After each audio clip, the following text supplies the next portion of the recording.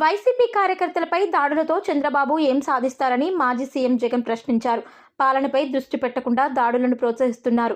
తప్పుడు సాంప్రదాయాలను ఇంతటితో ఆపాలని చంద్రబాబుకు చెప్తున్నా. ఇది ఇలాగే కొనసాగితే రేపు మేము అధికారంలోకి వచ్చాక ఆగమన్నా మా కార్యకర్తలు ఆగే పరిస్థితి ఉండదు. ఇప్పటికైనా గవర్నర్ జోక్యం చేసుకోవాలని, అవసరమైతే సుప్రీంకోర్టుకు వెళ్తామని జగన్ వెల్లడించారు. మళ్ళీ చెప్తా ఉన్నా చంద్రబాబు నాయుడు గారికి, మీరు చేస్తూ ఉన్నది తప్పుడు సాంప్రదాయం.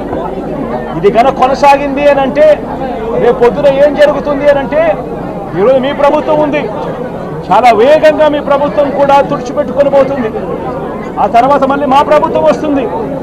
ఆ తప్పుడు మా ప్రభుత్వం వచ్చినప్పుడు కార్యకర్తలు నేను వద్దు అని చెప్పినా కూడా వినకుండా ఆ కార్యకర్తలు చంద్రబాబు నాయుడు గారి తెలుగుదేశం పార్టీ వాళ్ళందరికీ కూడా బుద్ధి చెప్పే పరిస్థితి కూడా చంద్రబాబు నాయుడు గారు బీజం వేస్తూ ఉన్నారు. ఈరోజు దయచేసి నేను చంద్రబాబు నాయుడు గారికి చెప్తా ఉన్నా, ఈ తప్పుడు సాంప్రదాయాలను ఇంతటితో ఆపండి. ఈ తప్పుడు సాంప్రదాయాలు పెద్దయ్యాయి, వృక్షాలైనాయి అని అంటే ఆ తర్వాత ఆపడం ఎవరి చేత కాకుండా పోతుంది. ఇప్పటికే లా అండ్ ఆర్డర్ అనేది గాడి తప్పింది. ఇప్పటికే ఏం జరుగుతూ ఉంది అన్నది మీకే తెలియకుండా కూడా జరిగేంత దారుణమైన పరిస్థితిలోకి ఈరోజు లా అండ్ ఆర్డర్ పోతూ ఉంది. ఒక వైఎస్ఆర్సీపీ కార్యకర్తలే కాదు, వైఎస్ఆర్సీపీని అభిమానించే వాళ్ళే కాదు, చివరికి మహిళల మీద కూడా అగత్యాలు పెరిగిపోయినాయి, చిన్నపిల్లల మీద కూడా అగత్యాలు పెరిగిపోయినాయి. ఇష్టం వచ్చినట్టుగా రౌడీజం పెరిగిపోయింది. ఇష్టం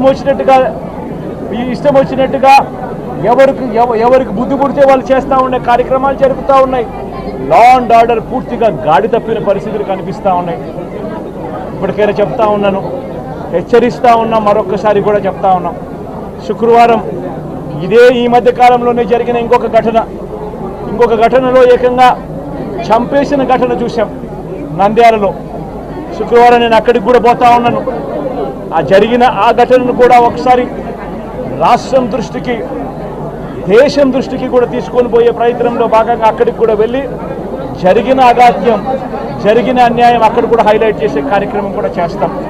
ఖచ్చితంగా హైకోర్టు తలుపులు తడతాం, అవసరమైతే సుప్రీంకోర్టు తలుపులు కూడా తడతాం. ఇప్పటికే ప్రధాన రాజకీయ పక్షాలన్నింటికీ కూడా రాష్ట్రంలో జరుగుతూ ఉన్న అన్యాయాల గురించి వివరించడం జరిగింది.